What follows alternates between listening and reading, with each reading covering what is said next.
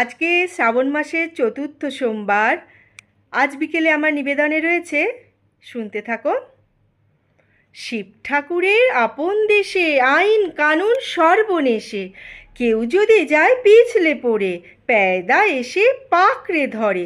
কাজীর কাছে হয় বিচার, 21 টাকা দণ্ড তার। সেথায় সন্ধে 6টার আগে হাঁচতে হলে টিকিট লাগে।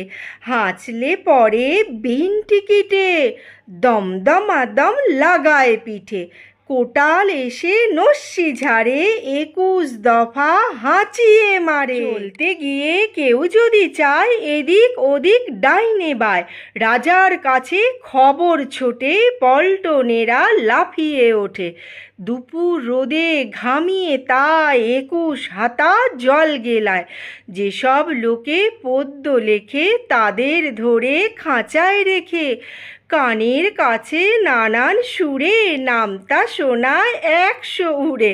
সামনে রেখে মুদির খাতা হিসেব কষায় 21 পাতা। হঠাৎ সেথায় রাত দুপুরে নাক ডাকালে ঘুমের ঘোরে, অমনি তেড়ে মাথায় ঘষে গোবর গুলে বেলের কষে।